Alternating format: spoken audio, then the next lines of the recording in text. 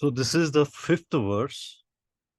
So मैं एक एक लाइन रिपीट करूंगा, उसके बाद मैं एक एक लाइन बोलूंगा, उसके बाद आप रिपीट कीजिए. Please recite each line after me.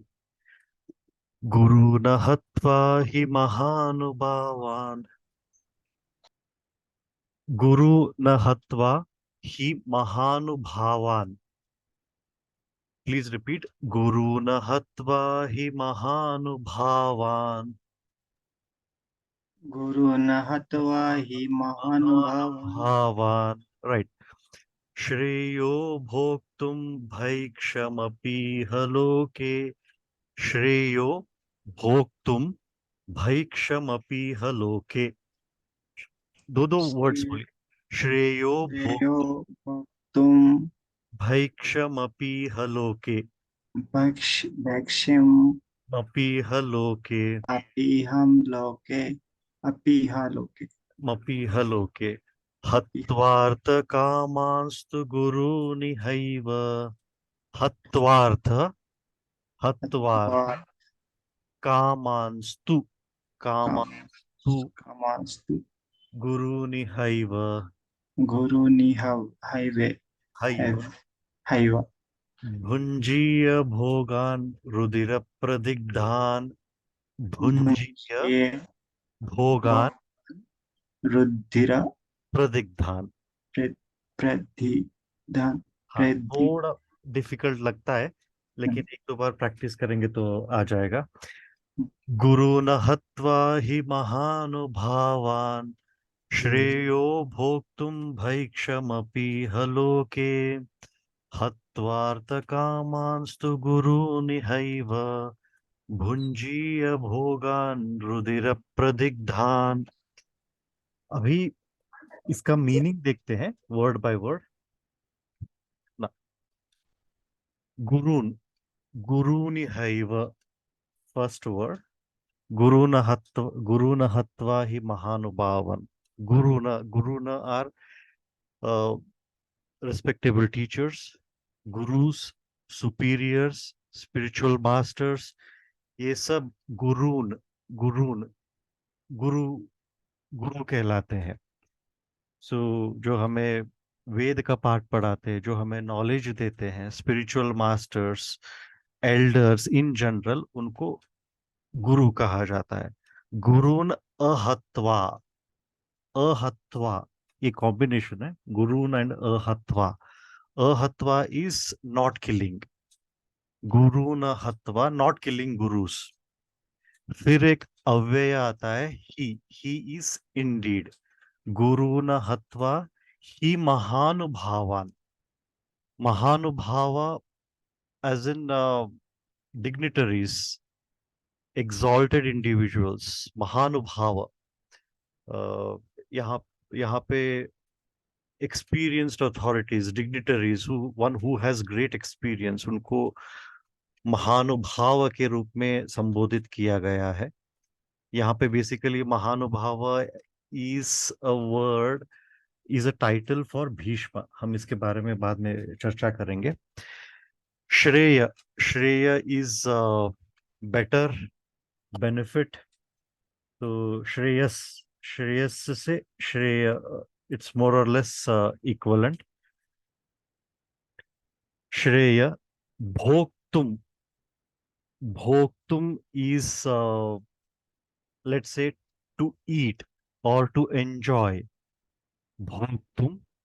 Bhaiksham. Bhaiksham is like bhiksha, living on alms, begging, mendicancy.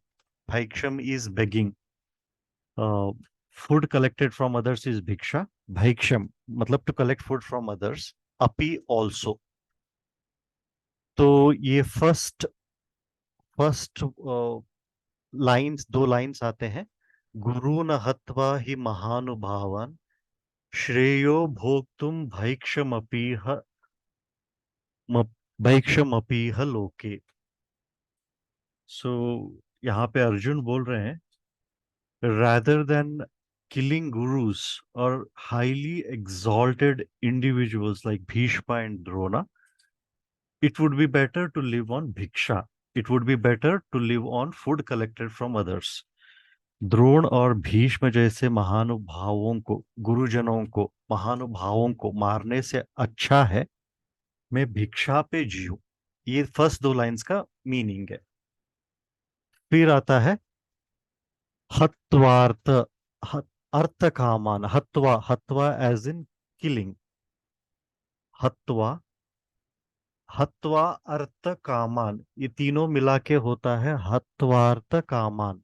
अर्थ कामान in the sense ones who desire wealth, one who desires wealth, material things, worldly things, उसको बोलते हैं अर्थ काम, अर्थ काम, security and pleasure. Tu is again but, guru is again superiors. Ihaiva, ihaiva is an avyaya. Ihaiva in the sense here, here in this world. Eva is indeed. Bhunjiya, bhunjiya bhogan. Bhunjiya in the sense I would enjoy, to enjoy, to govern, I would experience. To enjoy, to govern is bhunjiya. Bhogan is the luxury, enjoyment. Enjoyment. Bhogan, that is being enjoyed, enjoyment. Rudira pradigdhan, things which are stained with blood. Rudhira pradigdhan, smeared with blood. Rudhira pradigdhan, uh, प्रदिग्ध, रक्त से प्रदिग्ध हुआ। रुधिर, stand with blood, चीजें जो है stand with blood और immersed in blood. तो हत्वार्थ कामान, ये सेकंड लाइन को देखिए, हत्वार्थ कामांस्तु गुरुनि हैव भुंजीय भोगान रुधिर प्रदिग्धान। तो इसका मतलब है अगर मैं अपने गुरुजन और महानुभावों को मार दूंगा, मार डालूंगा, अर्जुन बोल रहा है, सो जो भी मुझे एंजॉयमेंट्स मिलेंगे, जो भी भोग एंजॉयमेंट्स मुझे मिलेंगे, वो सब रक्त से भरा हुआ है, वो सब रक्त से स्मीयर हुआ है। तो ये इसका मीनिंग आता है थोड़ा। ये बहुत सिंपल श्लोक है। सो अर्जुन बोल रहे हैं it would be better to live in this world by begging than to enjoy life by killing these noble elders. Noble elders कौन है? Drona, Bhishma and his relatives. तो अगर ये भी बोलता है if we kill them, the wealth and pleasures we enjoy will be tainted with blood. तो अर्जुन यहाँ पे बोलते हैं कि यदि उसने इन महान लोगों को मार देता है युद्ध में, जैसे कि द्रोणाचार्य है, जैसे कि भीष्म पितामह है, तो उनके खून से दागदार चीजें जो हैं, या राज्य हो सकता है, गहने हो सकता है, अर्थ हो सकता है, वेल्थ हो सकता है, वो शाही लाभों का आनंद नहीं ले पाएगा। वो लग्जरी, उसका वो जो लग्जूरियस लाइफस्टाइल है, लग्जूरियस चीजें हैं, उनका आनंद नहीं ले पाएगा, क्योंकि वो सारे लग्जूरियस आइटम्स जो है उनके रिलेटिव्स और भीष्म और द्रोण के खून से दागदार, उनके खून से लेपित हुए हैं, सारे चीजें उनके खून से लेपित हुए हैं। तो इसका मतलब ये होता है। तो बेसिकली इस इस श्लोक से गिल्ट बहुत दिखता है। ये चीजें, ये श्लोक दो चीजों के बारे में बात करता है। एक है गिल्ट, अर्जुन यहाँ गिल्ट फील करता है। गिल्ट, अगर मैं महानुभावों को मार दिया, अपने गुरुजनों को मार दिया, तो जो भी मुझे मिलेगा उनके रक्त से लेपित होगा। तो वो गिल्ट फील कर रहा है। पूरा श्लोक गिल्ट के बारे में हाईलाइटेड है। और दूसरा चीज है, अगर हमें चयन करना पड़े गुड और बैड में, चूज करना पड़े गुड और बैड में, तो चॉइस बहुत आसान होता है, तो हम गुड ही चूज करेंगे। अगर दो बैड चॉइसेस के बीच में अगर चयन करना पड़े, तो हम दुविधा में फंस जाएंगे। ये भी हम आगे चल के देखते हैं। अर्जुन दो दो बैड चॉइसेस, दो बुरे विकल्पों के बीच में फंस चुका है। तो इसलिए वो चयन नहीं कर पा रहा है कि रास्ता कौन सा सही है। तो आगे चल के देखेंगे। तो इससे पहले एक मैकबेथ की कहानी है। अगर आप इस कहानी को समझेंगे तो अर्जुन की अवस्था को आप अच्छी तरह से रिलेट कर पाएंगे। तो ये मैकबेथ की कहानी बहुत प्रसिद्ध है। शेक्सपियर द्वारा रचित मैकबेथ की कहानी दुनिया भर दुनिया भर में प्रसिद्ध है। सबसे प्रसिद्ध नाटकों में से एक है शेक्सपियर का। मैकबेथ नाम से जाना जाता है। और दरअसल ये जो मैकबेथ की कहानी है, इसके बाद शेक्सपियर को काफी पहचान और काफी सफलता मिली। काफी सराहा गया शेक्सपियर को इस प्ले के लिए, मैकबेथ नाम का प्ले के लिए। तो ये जो कहानी है मैकबेथ की कहानी, ये इस बारे में है कि कैसे कोई महत्वाकांक्षा, शक्ति और लालच से भरकर एक व्यक्ति भ्रष्ट काम कर सकता है। जैसे इन सब महत्वाकांक्षा, शक्ति, पावर, लालच, ग्रीड के प्रलोभन में आके करप्ट चीजें कर लेता है, भ्रष्ट काम कर सकता है। उस थीम के इर्द गिर्द ये सब कहानी है। दरअसल दरअसल ये जो मैकबेथ था, ये बहुत ही बहादुर जनरल था जो स्कॉटलैंड के राजा डंकन के अधीन काम करता था। उस समय स्कॉटलैंड को राजा डंकन रूल करते थे। तो डंकन के अधीन ये मैकबेथ नाम का एक बहादुर जनरल काम करता था। तो वो बहुत ही बहादुर, बहुत ही साहसी और बहुत शक्तिशाली सेनापति था। तो बहुत वो राजा डंकन के प्रति वफादार भी था, बहुत ही लॉयल था। और डंकन राजा के लिए कई सारी लड़ाइयाँ लड़ी और कई सारी लड़ाइयाँ लड़ाइयाँ जीती भी। तो बहुत सारे युद्ध में उन्होंने स्कॉटलैंड के लिए जीत हासिल की थी। वो बेसिकली राजा डंकन के दो सेनापति थे, एक बैंकॉ और एक डंकन। तो क्या हुआ, एक तूफानी शाम को जब वो युद्ध से लौट रहा था मैकबेथ, तो वो और बैंकॉ, उसका को जनरल, उसके साथ जो और एक जनरल था उसका नाम था बैंको, दोनों जंगल के बीच में जा रहे थे। तब उनको तीन विचेस मिले। विचेस यानी जो जो फ्यूचर बोलते हैं, जो जो आगे क्या होता है वो विजन बोलते हैं, उनको दिखता है। जो आगे क्या होता है उनको दिखता रहता है और वो बोलते हैं, उनको विचेस बोलते हैं। तो एक शाम को बैंको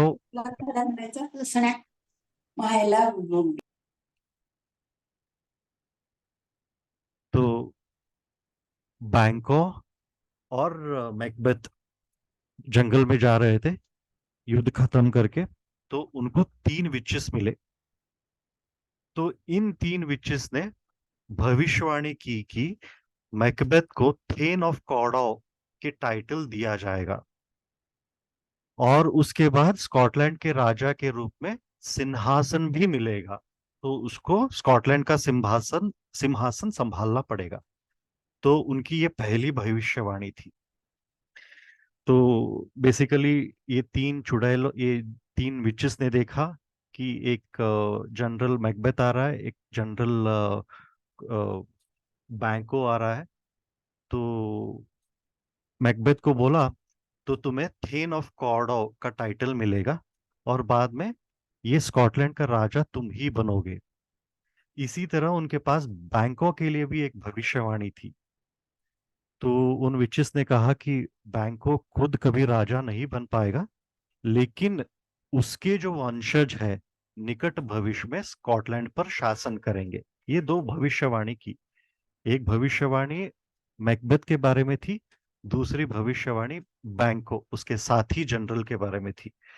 तो मैकबेथ को तो ये क्लियर था, तो आगे चल के राज सिंहासन मिलेगा, स्कॉटलैंड का राजा बनेगा। लेकिन बैंकों का जो था, तो उसके लिए भविष्यवाणी क्लियर थी कि वो कभी राजा नहीं बन पाएगा, लेकिन उसके बेटे जो हैं, उनके जो वंशज हैं, वो निकट भविष्य में स्कॉटलैंड पर शासन करेंगे।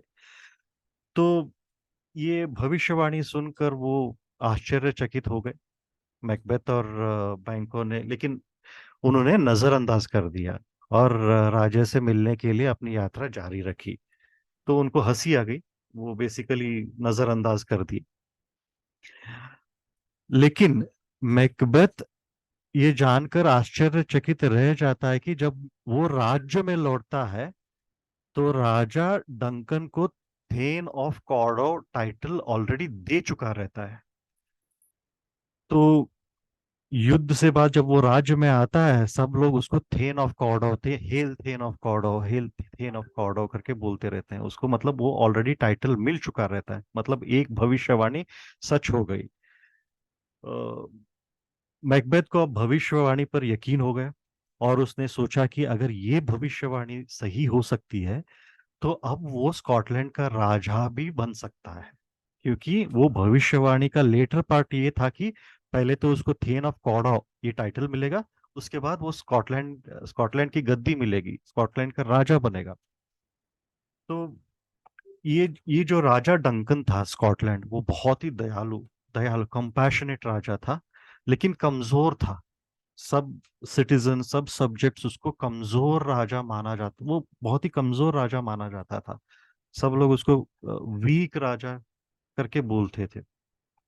और इसीलिए मैकबेथ को विश्वास हो गया कि ये ये जो है डंकन राजा बनने के योग्य नहीं है, वो खुद राजा बनने के योग्य है, क्योंकि वो राजा डंकन से अधिक शक्तिशाली है, और उसने स्कॉटलैंड के लिए कई सारी लड़ाइयाँ लड़ी, कई सारी जीतें हासिल की थी। तो ये सब लड़ाइयों, मतलब ये सब से उसके हौसले बढ़ गए। तो और वो सोचने लगा वो राजा से शक्तिशाली है, और शायद मैं राजा बन सकता हूँ। तो उस रात एक घटना घटती है। राजा डंकन ने मैकबेथ की बहादुरी और जीत के सम्मान के लिए मैकबेथ के महल में मैकबेथ के साथ भोजन करने की इच्छा व्यक्त की। र- राजा चाहते थे कि वो मैकबेथ को सम्मान करे और उसके साथ भोजन करे। लेडी मैकबेथ, जो मैकबेथ की बीवी थी, तो उसको पता चल गया कि ये भविष्यवाणी ऐसा ऐसा है, कि उसका हस्बैंड स्कॉटलैंड का राजा बनेगा। तो वो हमेशा राजत्व की इच्छा रखती थी, और उसको भविष्यवाणी से सहमति थी। और उसको भी वो हमेशा, वो बहुत एम्बिशियस थी, वो हमेशा दिल में चाहती थी कि कहीं ना कहीं, कभी ना कभी मैकबेथ राजा बने, स्कॉटलैंड के राजा बने। तो मैकबेथ ने अपनी पत्नी लेडी मैकबेथ के साथ मिलकर राजा की मौत की एक साजिश रची। तो उन दोनों ने क्या किया, उस रात राजा के जो सिक्योरिटी गार्ड्स थे, राजा के सुरक्षा में जो लोग लगे हुए थे, उनको चेम्बरलिन कहा जाता था। दो सिक्योरिटी गार्ड्स थे, उनको बहुत सारा लिकर पिलाया।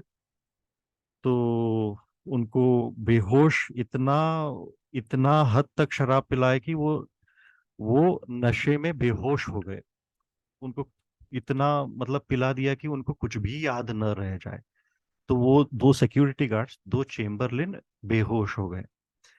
तो उसके बाद मैकबेथ ने राजा को चाकू से मार दिया, और उसके जो चाकू था, चेम्बरलिन के कपड़ों और हथियारों पे साफ कर दिया, और राजा के खून से रंग दिया। तो वो दोनों चेम्बरलिन सिक्योरिटी गार्ड्स बेसिकली बेहोश थे। तो उनके कपड़े पे वो चाकू का जो रक्त था, उनके कपड़े पे सब डाल दिया, ताकि ये लगे कि ये दो सिक्योरिटी गार्ड ने राजा डंकन का खून किया है। तो जब सभी को राजा डंकन की मृत्यु के बारे में पता चला, तो मैकबेथ ने ड्रामा किया। मैकबेथ ने क्या किया कि अन्य सिटीजन सब्जेक्ट्स को, अन्य प्रजाओं को अपनी वफादारी दिखाने के लिए क्रोध प्रदर्शित करते हुए चेम्बरलिन्स को मार डाला, अपने तलवार से मार दिया। ये बेसिकली उसको ये ड्रामा रचाना था कि ये दिखाना था कि वो कातिल नहीं है, ये दो चेम्बरलिन कातिल है, तो दोनों को मारकर वो अपने सब्जेक्ट्स, वो सिटीजन्स की वफा स्कॉटलैंड के सिटीजन्स की वफादारी जीत लिया। उसके बाद उसने अपने सिंहासन पर उचित स्थान घोषित किया और स्कॉटलैंड का राजा बना। ये दूसरा पहलू था भविष्यवाणी का। तो पहला पहलू में अ, उसको थेन ऑफ कॉर्डो टाइटल मिला।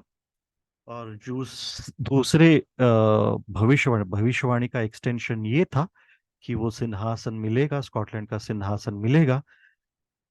और उसी हिसाब से उसने स्कॉटलैंड के राजा डंकन को मार के सिंहासन हासिल किया। अब राजा के दो बेटे थे, मैल्कम और डोनाल्ड। तो वो हत्या से बचने के लिए आयरलैंड और इंग्लैंड से भाग गए। तो उनको पता था कि मैकबेथ उनके पीछे आएगा और उनको भी मार डालेगा, क्योंकि naturally heirs will be the successors. राजा के जो संतान थे उन्हीं को राजगद्दी मिल सकता था। इसलिए वो भाग गए। उन्होंने सोचा कि मैकबेथ हमें भी मार डालेगा करके।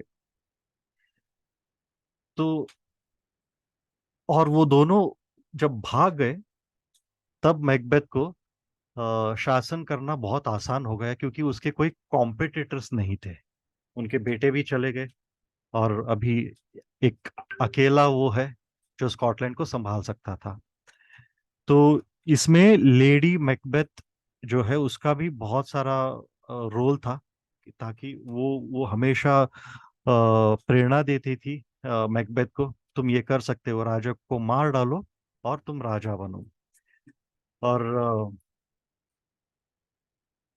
ये जो विचेस की भविष्यवाणी के अनुसार बैंकों के बच्चे, ये दूसरा जो जनरल था उसका साथी जनरल बैंको, उसके बच्चे स्कॉटलैंड पर आगे शासन करेंगे। ये दूसरा एक भविष्यवाणी बैंकों के बारे में थी।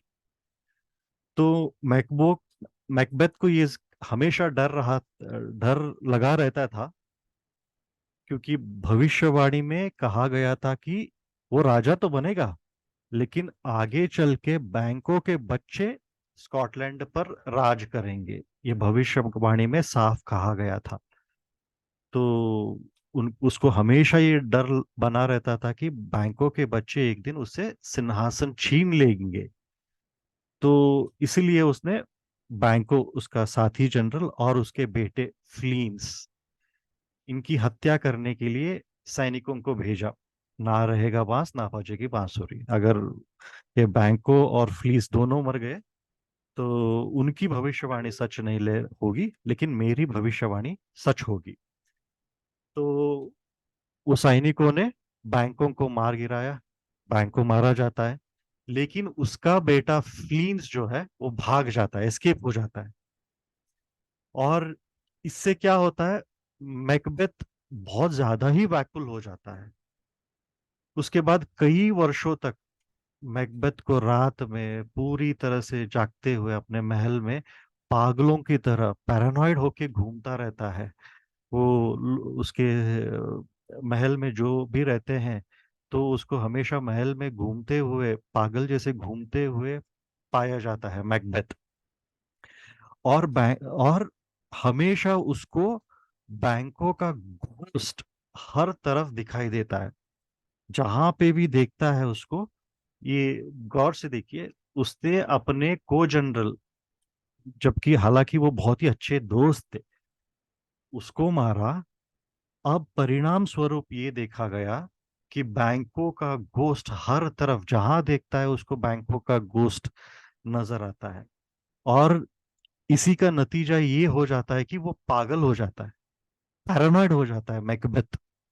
ये एक पहलू है, फर्स्ट हाफ ऑफ द कहानी है। यहाँ पे शेक्सपियर लिखते हैं, Macbeth has killed sleep, and so Macbeth shall sleep no more। Macbeth ने नींद को मार डाला है, इसीलिए मैकबेथ को कभी और नींद आएगी ही नहीं, क्योंकि वो नींद को मार डाला है। बेसिकली उनका कहना था कि वो गलत काम कर चुके हैं और वो गलत काम उन्हें कभी सोने नहीं देगी। Macbeth has killed sleep and so Macbeth shall sleep no more. This is one of the very famous sentences by Shakespeare. अब लेडी मैकबेथ, लेडी मैकबेथ भी वो हत्या में शामिल थी। उसके हाथ भी खून से रंगे थे, राजा डंकन के खून से रंगे थे। तो लेडी मैकबेथ भी बार बार अपने हाथ धोती हुई पाई जाती है। ऑब्सेसिव कंपल्सिव डिसऑर्डर हो जाता है उसको, वो भी पैरानॉइड हो जाती है। वो हमेशा हाथ धोती रहती हमेशा, क्योंकि उसके हाथ में हमेशा वो खून दिखता रहता, हमेशा खून से रंगे हुए हाथ दिखते हैं उसके खुद के। ये काल्पनिक है। वो हमेशा उसके हाथ जो है खून के धब वो हमेशा खून के धब्बों को मिटाना चाहती है, इसीलिए बार बार बार बार बार बार हाथ धोती रहती है। और इसी का ऑब्सेसिव कंपल्सिव डिसऑर्डर ओसीडी से वो मर भी जाती है। तो कहने का तात्पर्य ये है, मैकबेथ पैरानॉइड हो गए, गलत काम किया, और वो गलत काम घोस्ट के रूप में जब तक वो जिंदा था हमेशा उसको उसको काटता रहा। वो जब तक वो महल में था तब तक उसको बैंकॉक का भूत नजर आया।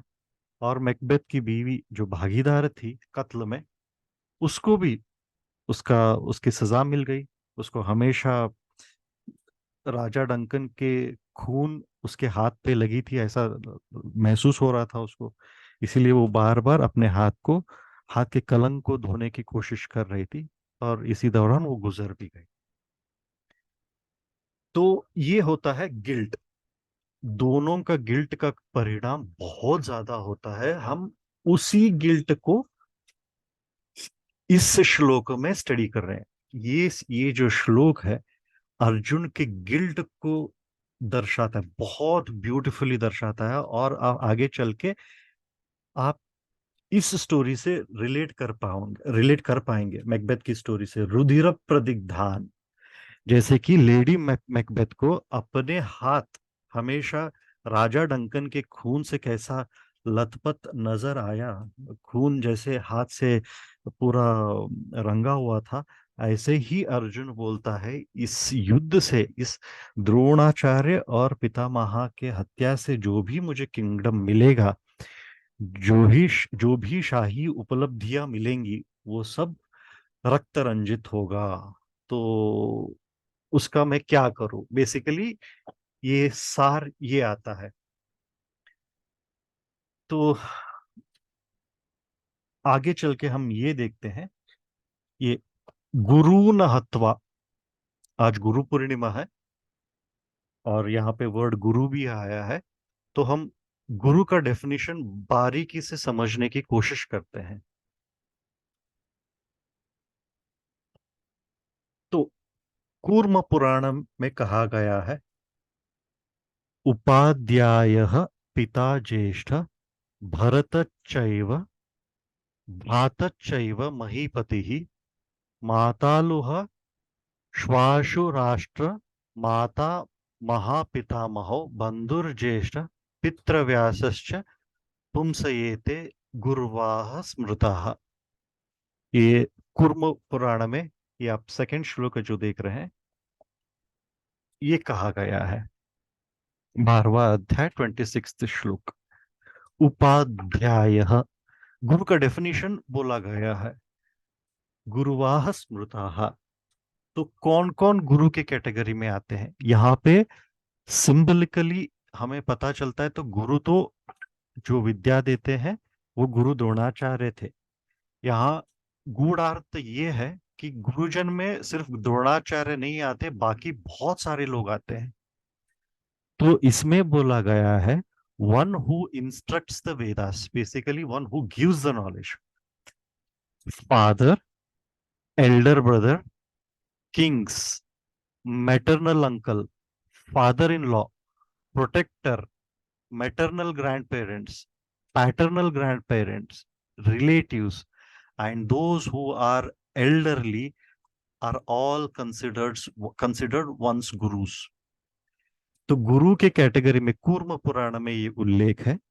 गुरु गुरु गुरु कहलाने के कौन योग्य है? गुरु में कौन कौन आते हैं? जो हमें नॉलेज देते हैं, वेद का ज्ञान देते हैं, one who instructs the Vedas. Father, पिताजी आते हैं, एल्डर ब्रदर भ्राता आते हैं, ज्येष्ठ भ्राता। राजा लोग आते हैं, मैटरनल अंकल आते हैं, maternal uncle. Father in law आते हैं, प्रोटेक्टर जो हमें रक्षा देते हैं वो आते हैं।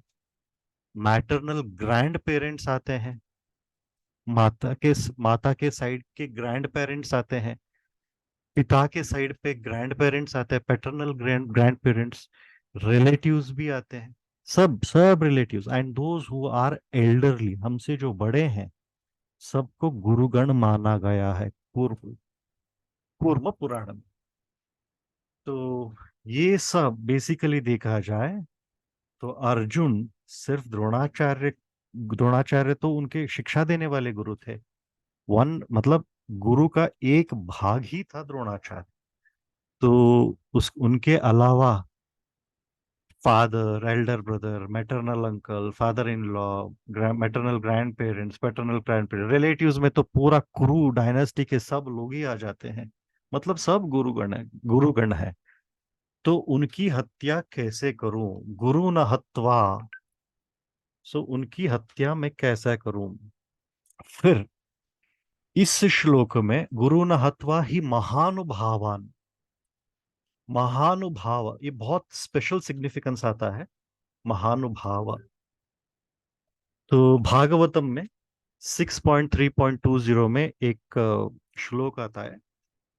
स्वयंभूर स्वयंभूर नारद संभू कुमार कपिलो मनुः प्रहलादो जानको भीष्म बलिर वैवास्किर वयम।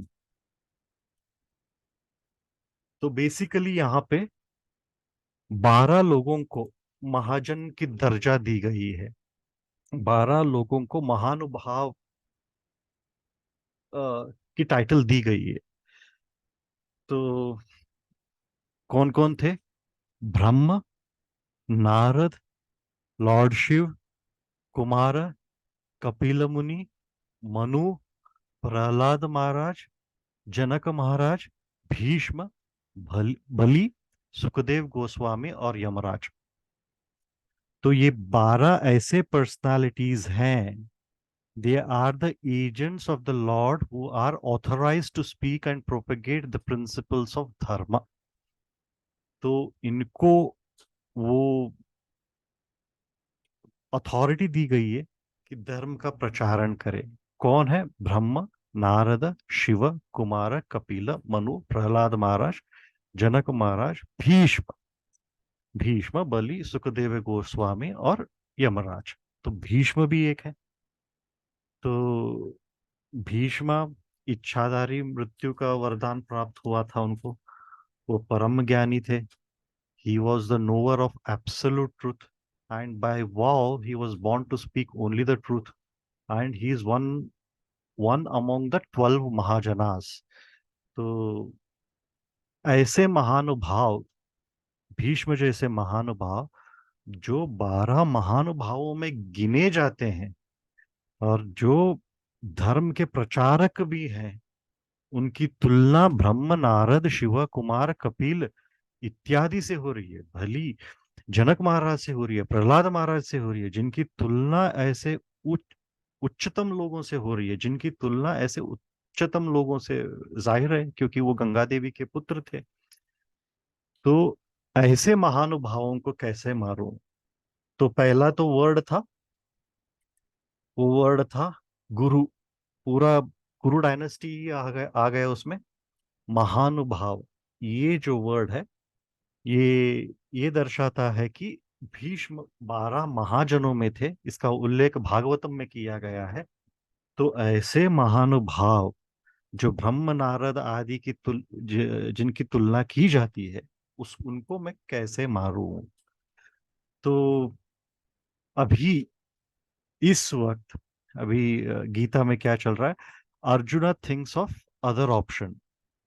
Supposedly, if he does not fight this war, because Bhishma and Drona are involved, what option does he have?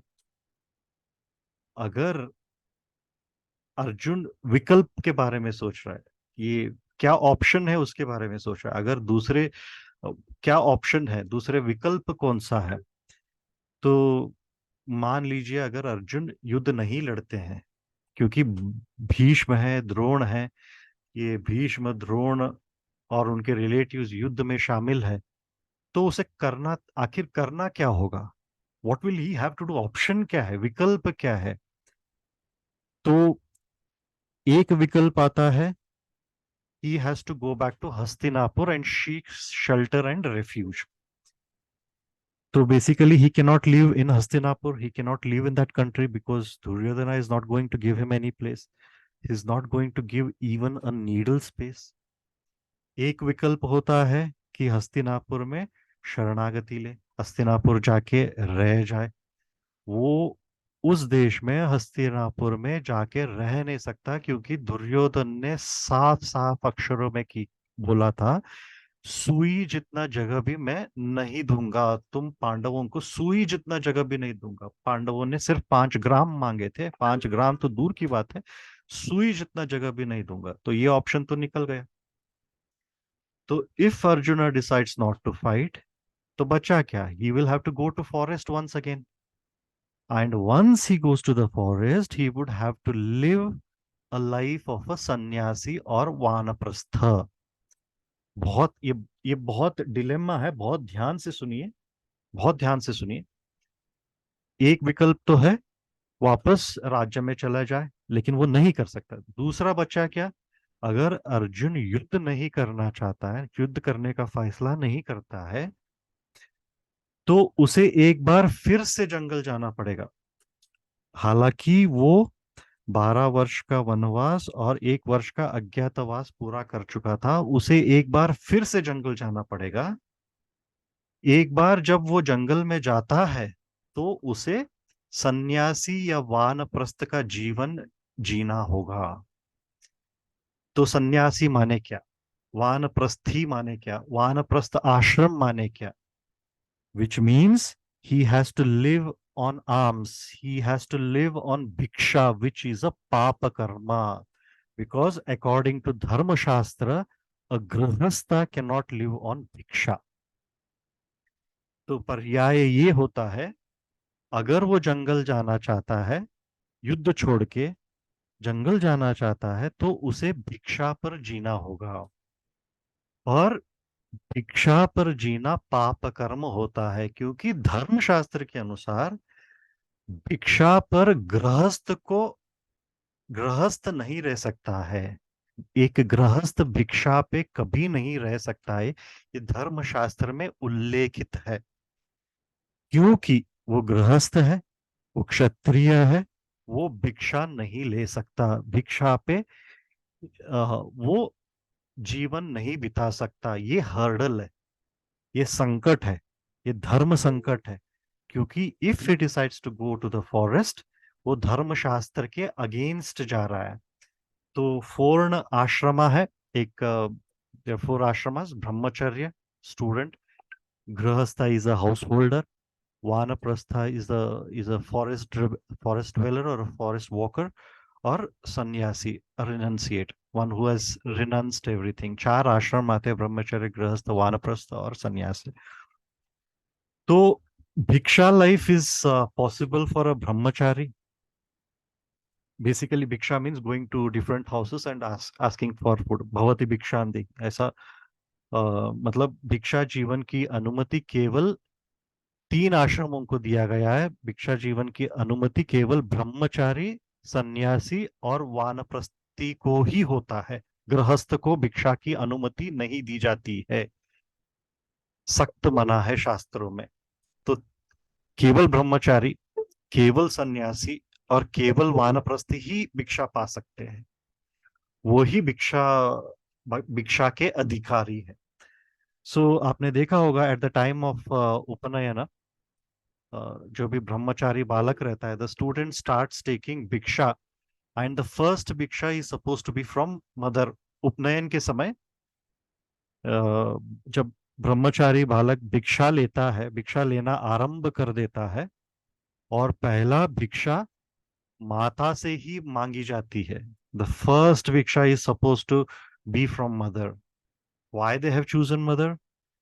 They have chosen mother because at the first attempt there should not be any failure. भिक्षा बहुत ही कठिन काम है, बहुत सारा failure हो सकता है. तो माता जी को ही पहला भिक्षु भिक्षा क्यों, माता जी से ही पहला भिक्षा क्यों मांगी जाती है? क्योंकि पहले प्रयास में ही ब्रह्मचर्य विफल न हो, इसीलिए माता से मांगी जाती है. तो ब्रह्मचार्य, ये भिक्षा को जो काम है बहुत कठिन है. कभी मिल सकता है, कभी नहीं मिल सकता है. न मिलने के चांसेस बहुत है, फेलियर के चांसेस बहुत है. इसीलिए पहला भिक्षा जो है माता से ही मांगी जाती है. बिकॉज मदर विल नॉट से आई will not give. others may give, others may not give alms to a brahmachari, but a mother will always give. क्योंकि माँ कभी नहीं कहेगी मैं नहीं दूंगी.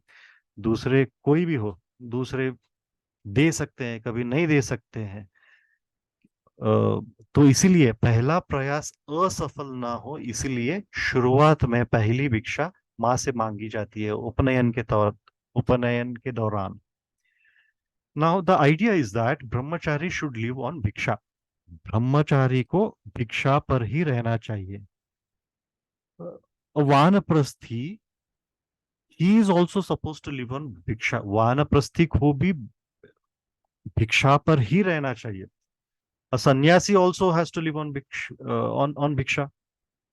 ये तीनों लोग, ब्रह्मचारी, वानप्रस्थी और सन्यासी, तीनों को भी भिक्षा पर ही रहना पड़ता है.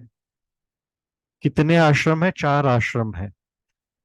तो चारों में से 3 आश्रम के लोग जो है भिक्षा पर अवलंबित है. Out of these 4 ashramas, 3 have to live on bhiksha. And naturally who must be the giver of bhiksha? 4 आश्रमों में से 3 जो है भिक्षा भिक्षा पर ही रहना पड़ता है, भिक्षा पर ही डिपेंडेंट है. तो भिक्षा का दाता कौन होना चाहिए? इसको बोलते हैं परिशेष न्याय. बचा कौन? परिशेष न्याय. गृहस्थ हैज टू बी गिवर. गृहस्थ को ही भिक्षा देना चाहिए.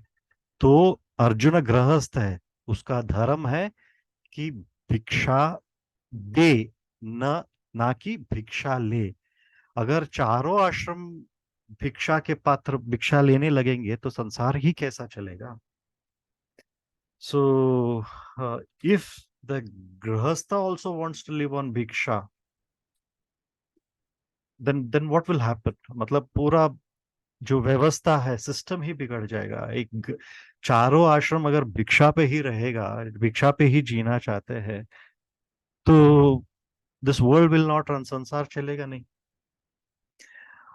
तो इसीलिए गृहस्था हैज टू गिव भिक्षा to all the other 3 ashramas. इसीलिए गृहस्थ को अन्य सभी लोगों को भिक्षा देना पड़ता है. तो grihastha has no right to live on bhiksha. If he does that, it would be a paap karma. It would come under pratyavaya dosha. प्रत्यवाय दोष इज अ सिन. विधि निषेधित दोष, मतलब विधि निषेध, एक्ट्स ऑफ ओमिशन बोलते हैं. प्रत्यवाय दोष, इसको एक प्रकार का पाप माना जाता है. And it's a wrong thing. प्रत्यवाय के अंतर्गत गलत बात है. क्या गलत बात है? एक गृहस्थ को भीख पे रहने का कोई अधिकार नहीं है. अगर वो ऐसा करता है, गृहस्थ भीख ऐसा करता है, तो वो एक पाप कर्म होगा. प्रत्यवाय दोष उसको लगेगा, एक दोष लगेगा, सिन लगेगा. ये पाप है. और अर्जुन इतना भी बेवकूफ नहीं था. अर्जुन अर्जुन जानता था कि going to a forest is a paap. Arjun, ये उसको भली भांति वो जानता था कि जंगल जाना, वन जाना वापस एक पाप है, और ये एक संकट है. दूसरा, if he fights in the war he has to kill his own gurus Bhishma Drona. यदि वो युद्ध करता है तो उसे अपने ही गुरुजनों जैसे भीष्म है, द्रोण आदि को मारना पड़ता है, दैट इज ऑल्सो अ पापा, उसे पाप लगता है। तो देखिए, वो दो पापों के बीच गिरा हुआ है। अभी हम अर्जुना के विकल्पों के बारे में डिस्कस कर रहे हैं। अर्जुन के पास क्या ऑप्शन है? एक ऑप्शन था वापस राज्य में जाना, तो वो मना था, दुर्योधन तो नहीं देता था, शरणागति भी नहीं देता था। So, दूसरा ऑप्शन है वन में जाना, so that is going to a forest is a papa, he can not be on bhiksha. तो तीसरा ऑप्शन है he has to fight a war. तो अर्जुन के जहन में ये था, यदि वो युद्ध करता है अपने गुरुजनों से तो उनको मारना पड़ता था, तो वो भी पाप के अंतर्गत ही आता है।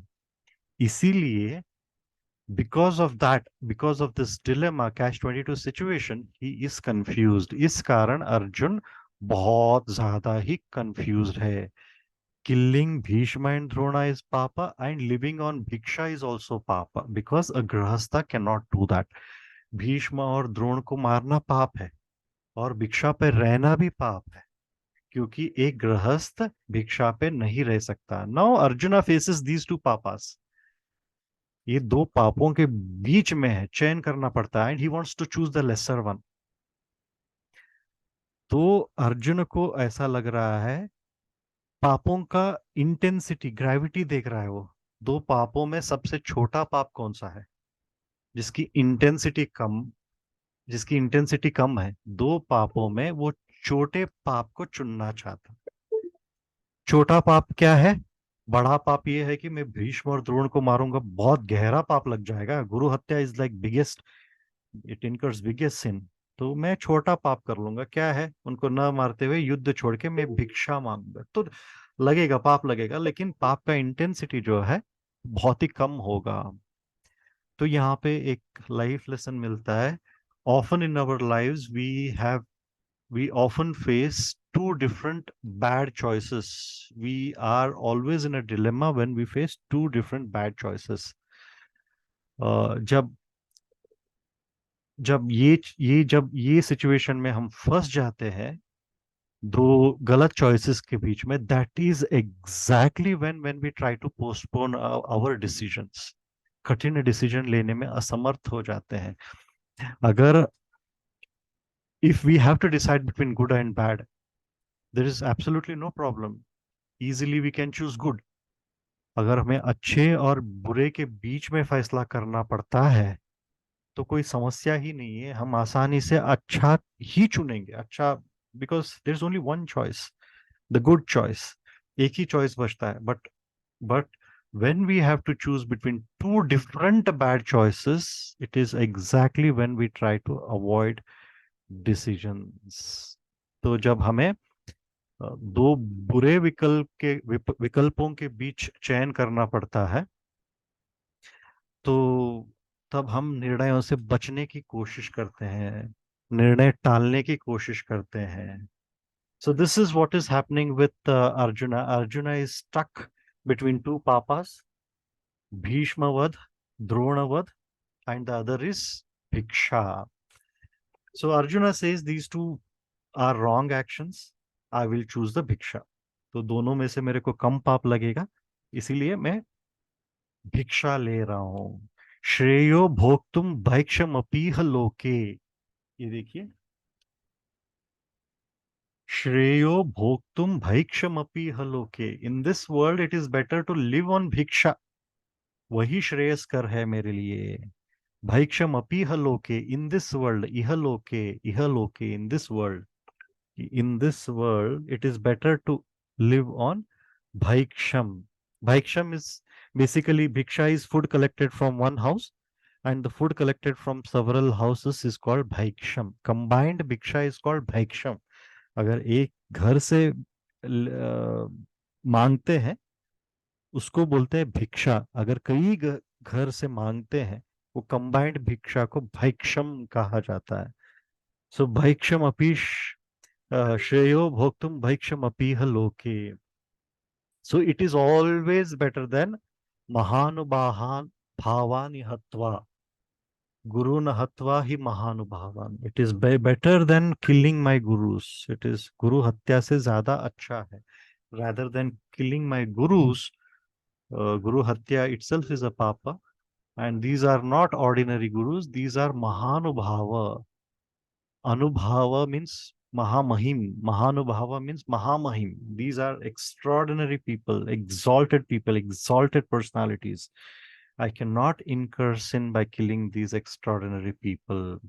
These people are glorious, बहुत ही प्रतापी लोग हैं. So rather than killing them, it has been better to incur sin. उन्हें मारने से अच्छा है कि भिक्षा जैसे पाप किया जाए. So एक ये होगा, ये एक उसका एक व्यू पॉइंट था. तो मैं गुरु हत्या बहुत बड़ा पाप होता है, इससे बचने के लिए मैं छोटा पाप स्वीकार करता हूँ. दूसरा छोटा पाप स्वीकार करता हूँ. कौन सा? भिक्षा. वो पाप इसलिए है क्योंकि वो गृहस्थ है. गृहस्थ को भिक्षा लेने का कोई अधिकार नहीं है. वो भिक्षा का दाता होना चाहिए गृहस्थ, ना कि भिक्षा को कभी मांगने वाला. तो ये एक पहलू हुआ. दूसरा पहलू ये है, हत्वार्थ कामांस्तु गुरुनिहैव भुंजीय भोगान रुधिर प्रदिग्धान. ये एग्जैक्टली हम मैकबेथ की स्टोरी पे आ जाते हैं. नाउ अगर तीसरा विकल्प ये है, he has to fight the war. Now let's assume Arjuna chose to fight the war and kill these gurus. There is, of course, a better side. Of course, he's incurring sin, but there seems to be a brighter side. That is, he will get back his kingdom. And instead of lying down on the ground in the forest, he will have palaces, he will have nicest of things, he will have luxury. So, ये तीसरा एक विकल्प था. अगर वो युद्ध लड़ना चाहता है, और मान भी लेंगे कि अगर वो गुरु को मारते हैं, इससे उनका कल जो है उज्जवल ही होगा. निस्संदेह उनका कल जो है उज्जवल ही होगा, क्योंकि अर्जुन को राज्य वापस मिल जाएगा और जंगल से छुटकारा मिल जाएगा. जंगल पे जमीन पे सोने से अच्छा है इधर राजमहल में सोएगा. राजमहल वापस मिल जाएगा. बट वो पूछता है कृष्णा से, हे Krishna, do you think that I will be able to enjoy this palatial things? क्या आपको लगता है इन लोगों को मारने के बाद मैं इन चीजों का, महलनुमा चीजों का आनंद ले पाऊंगा, शाही चीजों का आनंद ले पाऊंगा? सो ये जो था, not only he will incur sin, the pleasures born out of that victory will also not be enjoyable, because they will be रुधिर प्रदिग्धान. मतलब विजय से जो उत्पन्न जो भी सुख प्राप्त होंगे, वो रक्त रंजित होगा. वो अपने गुरु और पितामह के रक्त से भरा होगा. जैसे कि मैकबेथ पागल हो गया था, क्योंकि वो जिधर भी महल में देखता था वो बैंकों का भूत दिखता था. और लेडी मैकबेथ भी पागल हो गई थी, क्योंकि उसके हाथ में बैंकों का खून ही खून नजर आ रहा था. तो अर्जुन उसी गिल्ड की बात कर रहा है, जहाँ बोल रहा है ये जो महल मिलेगा, ये मेरे गुरुजनों के, जहां जहां पे भी मुझे नजर आएगा वैभव, अर्थ, जो भी वेल्थ मुझे नजर आ जाएगा, उसमें that will all be smeared with the blood of my beloved people, that will all be tainted with the blood of my beloved guru and pitamaha. तो ये सभी चीजें हैं, जो धन है, जो युद्ध से अर्जित किया जाता है, सो ये जो है, ये इन लोगों, इन महानुभावों के खून से कलंकित हो जाएगा वो. So where is the enjoyment here? It's a heinous crime. तो इसका आनंद कहाँ उठा पाएगा वो? ये जघन्य जघन्य अपराध है वो. तो ये सारी चीजें उसको उस जघन्य अपराध की याद दिलाएगी अर्जुन को. तो अगर मैं कहीं पे भी देखूं, वो मैकबेथ की तरह, he will always be thinking of the palace when he is in the palace. वो भ्रमित हो जाएगा, मैकबेथ की तरह जहां जहां देखेगा उसको भीष्म द्रोणी नजर आ जाएंगे। तो कहा जाता है जब एक व्यक्ति का आखिरी समय हमारे आंखों के सामने गुजर जाता है, उसके पूरा जिंदगी से ज्यादा वो व्यक्ति के आखिरी क्षण हमेशा उनके जहन में रह जाएगा। A person will always remember their beloved's final moment.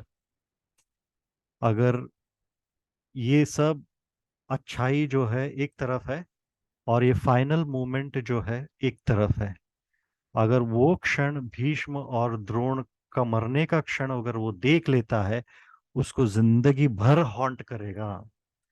सो अगर वो जो भी अर्थ प्लेजर्स जो भी मिलेंगे, it will be blood stained wealth and it will be blood stained pleasures. वो रक्त रंजित धन होगा, रक्त रंजित सुख होगा। तो ये अगर रक्त रंजित होगा अपने ही जनों से, सो इस दुनिया में therefore neither in this world I will enjoy nor after death I can enjoy. Last last time पे हमने देखा था दृष्ट फल अदृष्ट फल। दृष्ट फल यानी जिंदगी के दौरान इस जिंदगी के दौरान जो भी हम पाप पुण्य करेंगे उसका फल इसी वर्ल्ड में मिलेगा। वो दृष्ट फल है, टेंजिबल बेनिफिट्स। तो वो जो भी मिलेगा मुझे राज्य, वो भी वो टेंजिबल बेनिफिट्स है, वो टेंजिबल बून्स है। तो उसे तो मैं एंजॉय नहीं कर पाऊंगा because it's a blood stained wealth and blood stained pleasure. अगर मैं मर भी जाऊं तो मरने के बाद तो गुरु हत्या का पाप लगेगा ना, तो मुझे स्वर्ग के दरवाजे तो बंद ही हो जाएंगे, दोनों तरफ से मैं ही हार जाता हूँ। तो I will not be able to enjoy the blood stained pleasure born out of artha and kama. ये जो काम और अर्थ से उत्पन्न जो भी रक्त रंजित सुख है, उसका आनंद मैं नहीं ले पाऊंगा। तो basically this is what this shloka is all about. तो इसमें और थोड़े लेयर्स आते हैं। Arjun not only he is committing two fold sins, एक तो है भिक्षा, he has to live on a bhiksha. दूसरा जो है दैट इज अ सिन। दूसरा जो है अपने पितामह और गुरुजनों की हत्या, that is also a sin. Not only is committing two fold sins, he is also doing swadharma parityag, which is giving up his righteous war. He is giving up his swadharma parityaga. He is giving up his own dharma. धर्म युद्धस्य प्रतित्याग स्वधर्म प्रतित्यागः. So giving up one swadharma is an omission, is also a sin. It is called pratyavaya papam, act of an omission. ये भी एक तरह का स्वधर्म परित्याग, धर्म युद्धस्य परित्याग स्वधर्म परित्याग। वो अपना स्वधर्म को भी छोड़ रहा है, ये भी एक पाप लगेगा क्योंकि उसका धर्म है, क्षत्रिय धर्म है युद्ध करना, वो छोड़ रहा है। That also incurs sin and he is also committing sin if he takes to भिक्षा। सो और एक पहलू आता है, not only he is giving up his swadharma and living on bhiksha, paradharma parigraha, he is taking up someone else's duty। अगर वो भिक्षा लेता है तो तीन हमने देखा कि तीन आश्रम वाले इसके लिए एलिजिबल होते हैं, एक ब्रह्मचारी, एक सन्यासी, एक वानप्रस्थी। अगर वो डिसाइड करता है कि he has to live on bhiksha, he is taking up someone else duty which is also a sin. परधर्म परिग्रह, he is taking up someone else's duty which is also a sin. Giving up one's own duty, swadharma parityaga, it's an omission. It also constitutes a sin. Paradharma parigraha, taking up someone else's duty is commission sin। इसको omission sin और commission sin बोलते हैं। both omission sin and commission sin, both sins Arjuna is committing। जहां पे भी जाओ वो धर्म, भिक्षा ले तो धर्म, उनको मारे, उन भिक्षा ले तो सिन हो जाएगा, उनको गुरुजनों को मारे तो सिन हो जाएगा। तो इन सब झमेलों में फंस चुका है, and Arjuna is not able to recognize this catch-22 situation because of his muddled thinking. Confused हो गया है, so he's not able to think properly. So that's about it. तो ये उसका पूरा श्लोक का वर्णन है। गुरु, ये पूरा पूरा रिलेटिव्स का एक ग्रुप आ जाता है, उनको गुरुजन बोला जाता है। महानुभाव Bhishma, Bhishma is one of the 12 Mahajans as indicated in Shrimad Bhagavatam. तो यहाँ पे कृष्ण बोलते हैं, तो it would be better to live in this world by begging, श्रेयो भोक्तुम भैक्षमपीह लोके, rather than to enjoy life by killing these noble elders। तो गुरु हत्या से भिक्षा लेना बेटर है। अगर मान भी लीजिए, अगर बोल रहा है आगे चल के मैं हत्या भी कर दूं, तो उससे जो आनंद मिलेगा, उससे जो भी मुझे मिलेगा, वो रक्त रंजित होगा, तो इसीलिए मैं उसका आनंद ले नहीं पाऊंगा। This is again one of the rebuttal Arjuna is giving to Krishna. तो इसके बारे में कुछ प्रश्न है तो पूछिए।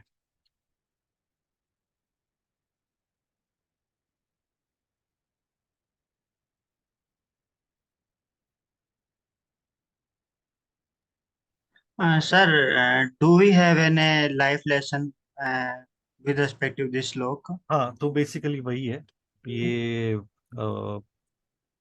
इसमें एक आता है, when you have to make a decision, if the decision is always between good and bad, so the decision is very easier, you will choose a better decision, good decision, that alignment is easy।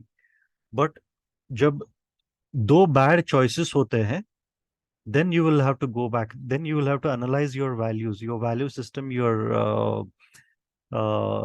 center of alignment. You will have to align to your dharma, you will have to align to your value system, and then weigh those decisions। आगे चल के आता है, आगे चल के इसका उत्तर आता है, बस इसका लाइफ लेसन है। when you are stuck into when you are stuck in making two difficult choices, or when you are in catch 22 situation, you will have to weigh your decisions from the from your value system per se। आपको अपने value system को मद्देनजर रखते हुए आपको अपने decisions लेने पड़ेंगे। आपको अपना धर्म क्या है, स्वधर्म क्या है, आगे चल के इसका डेफिनेशन आएगा। धर्म क्या है, आपका वैल्यू सिस्टम क्या है, तो उसको मद्देनजर रखते हुए then you will have to weigh your choices and make an informed decision. तो आपके चॉइसेस को मद्देनजर रखते हुए क्या बेटर है, which will align to your value systems, which will make you integral, honest and all that। तो उस Okay. हिसाब से आपको डिसीजन लेना पड़े। यहाँ पे भी अर्जुन का वही था। हम्म, अर्जुन दो दुविधाओं के बीच में फंस चुका था, दो बैड डिसीजंस में।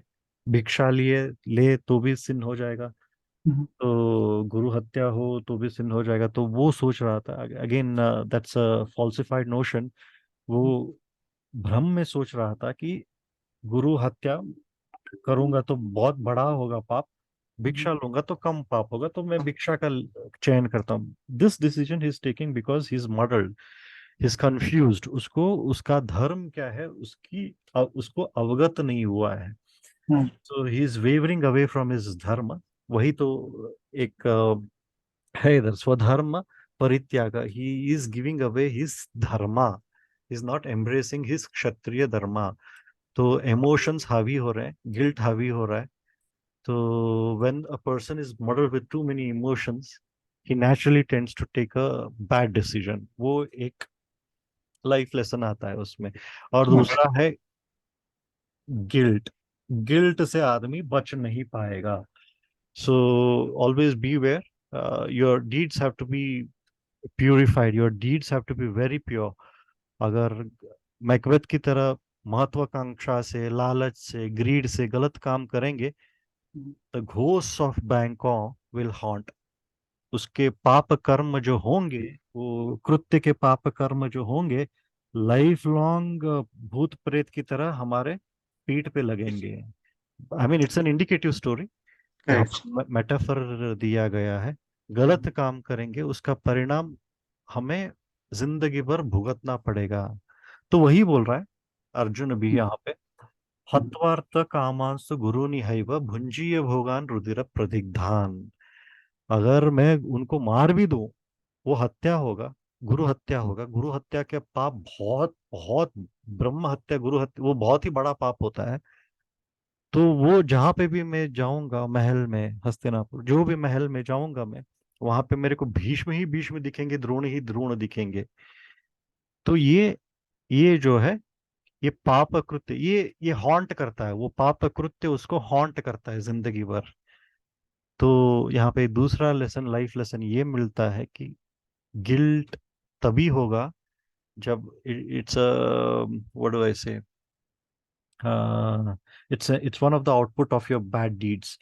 एक एक जो बुरे कर्म का जो फल है, गिल्ट भी उनमें से एक है। जिंदगी भर उसको शांति नहीं, जिस आदमी को गिल्ट है उसको जिंदगी भर शांति नहीं मिलेगी। शांति उड़ जाती है जहाँ पे गिल्ट आ जाता है। गिल्ट क्यों Hmm. आता है? पाप पाप कर्म करने से आ जाता है। So always your deeds have to be pure. भले ही उससे कुछ ना मिले, आपको शांति तो मिलेगी। Correct. ये आपको बहुत कुछ मिल जाए, लेकिन आपका मन अशांत है, गिल्ट से पीड़ित है, तो then it's a bigger loss. Correct. Thank you, sir. Okay,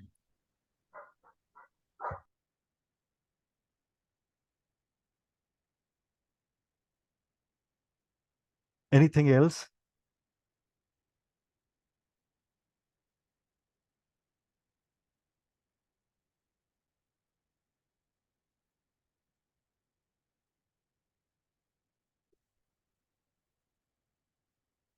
और कुछ पूछना है तो पूछिए।